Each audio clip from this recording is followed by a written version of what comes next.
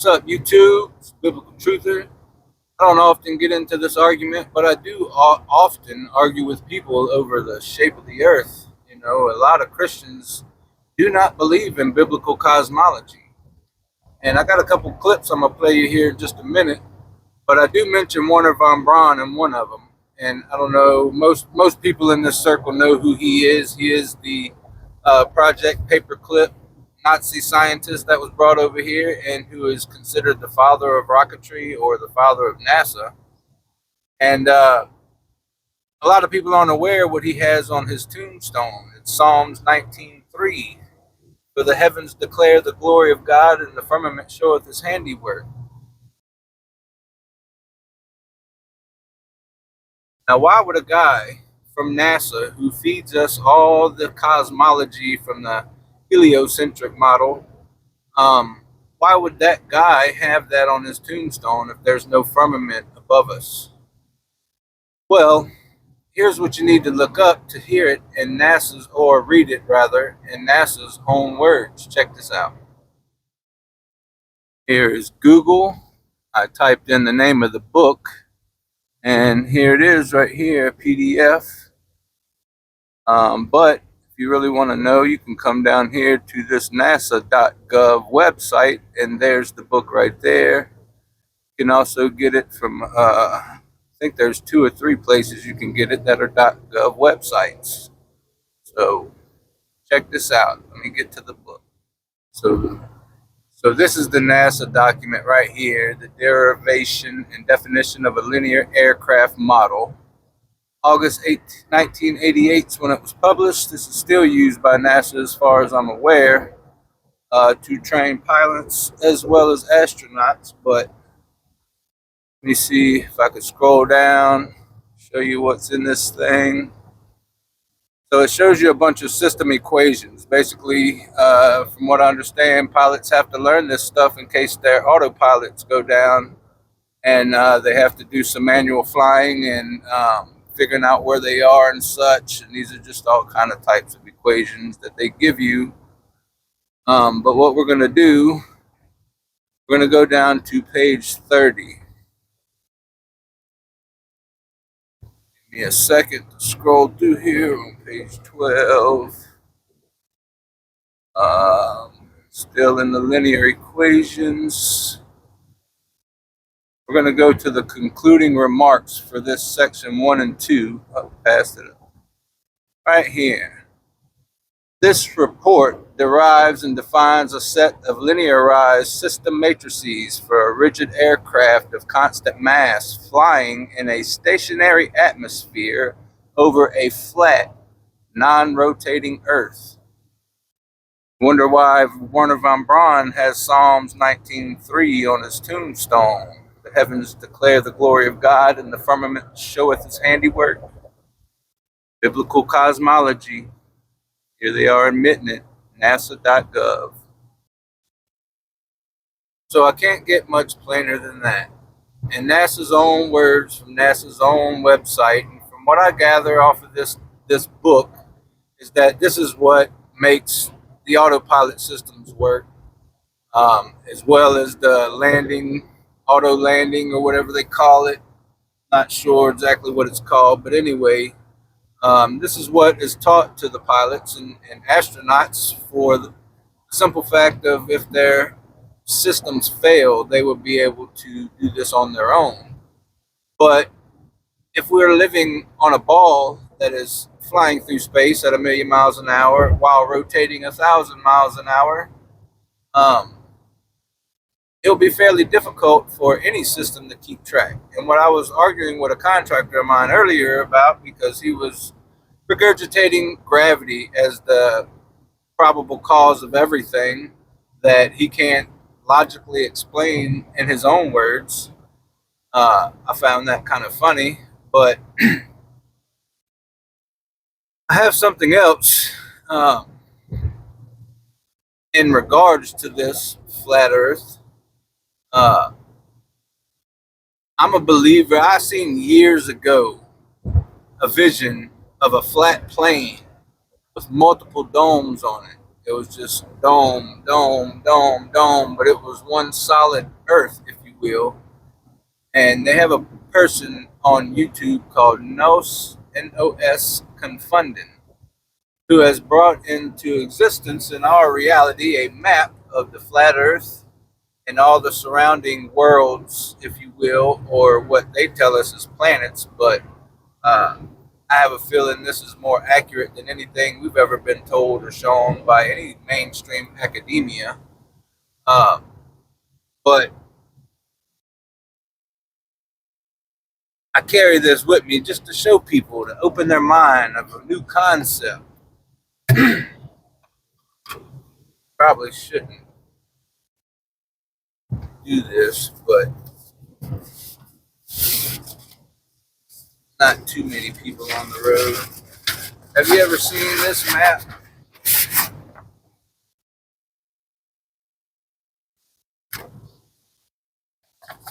It's just a portion of what is said to be part of our realm, our greater realm, I should say.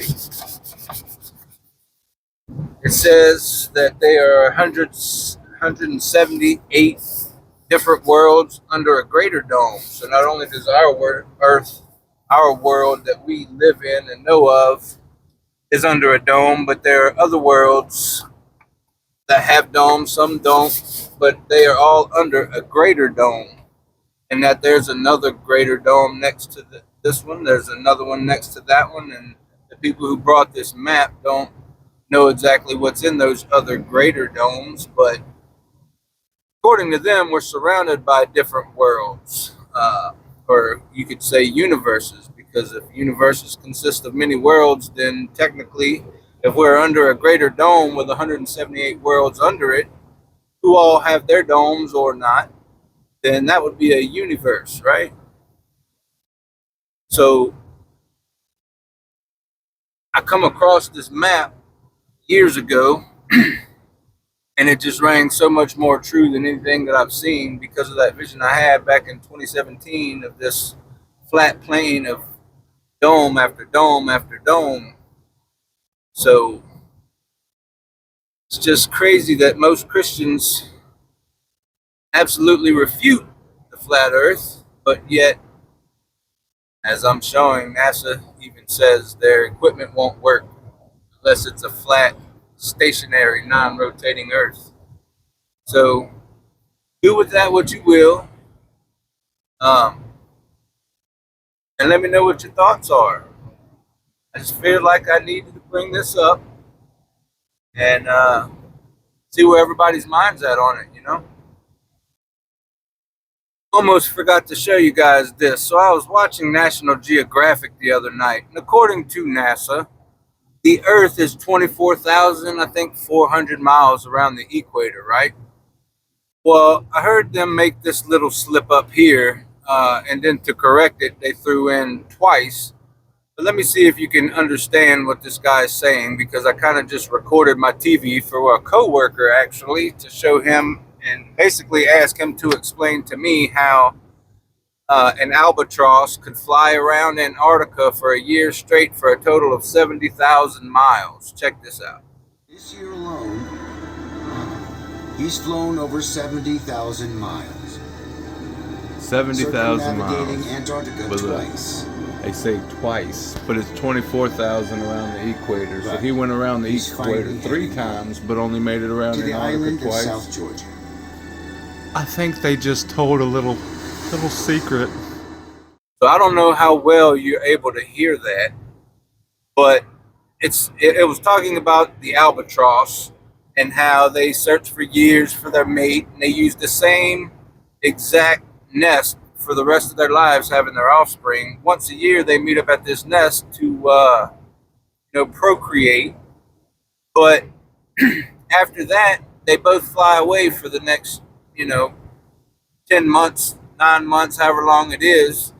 And they said that he made a trip around Antarctica for a total of 70,000 miles. Twice. Okay, so riddle me this. If the equator is 24,000 and a little bit extra miles around at the equator, so this albatross made a total of 3 trips, just shy, say 2 7/8 trips around the equator. So that would be nearly 3 times, right, at the equator, the largest portion of our planet, correct? According to academia. So how is it this albatross made it twice around Antarctica for a total of 70,000 miles? Text messages. Sorry about that. So I would love for someone to explain that to me, how that's even possible, because just last week I was telling these guys that work how it was that I came to believe in the flat earth, or at least a flat plane that we live on. And it was because I had read like 3 different journals of ship captains from, I think one was the 1200s, one was like 1500s era. The other one, the third one's about the same time, maybe 1600. And they were all trying to discover if the earth was flat or round. So they had started out at the Antarctic ice wall, and they had basically blew some paint onto the wall and started their journey. And it took them right around, not all 3 of them, it didn't take 9 months, but between 9 and 11 months, all 3 of them had made the journey around Antarctica. And according to them, at that time frame and the rate at which they were sailing was equivalent to around 66 to 69,000 miles to make it around Antarctica back to their starting point. You know, the spot where they sprayed the ice wall with some red paint or whatever it was. So that's been my kind of understanding, that that's how far it is around the exterior of the Earth. The ice wall is about anywhere from 65 to 75,000 miles, give or take, depending on which journal you read. They were only more or less guessing, judging by how fast they made it around. But that kind of coincides with this albatross flying around Antarctica for a total of 70,000 miles, but then they had to throw that twice on there. I thought that was kind of funny. So with no one to ask at NASA or National Geographic to explain how you can make the equivalent of 2.75 trips around the equator, nearly 3 times around the equator, but yet this albatross can only fly twice for the same total around Antarctica. New text messages. At the bottom of our world. I would think, with the globe model that we're shown, Antarctica would be maybe 6,000 miles around. How in the world could they say that it's 70,000 miles around, even if you went twice? So that means just if you went once, that's 35,000 miles. That's still, what is it, 9,000 miles more than the equator? Make sense to you guys? Didn't make much sense to me either. Love you guys. Stand therefore, having your loins girt about with truth, and having on the breastplate of righteousness, and your feet shod with the preparation of the gospel of peace. Above all, taking the shield of faith, wherewith ye shall be able to quench all the fiery darts of the wicked, and take the helmet of salvation, and the sword of the Spirit, which is the word of God, praying always with all prayer and supplication in the Spirit, and watching thereunto with all perseverance and supplication for all saints,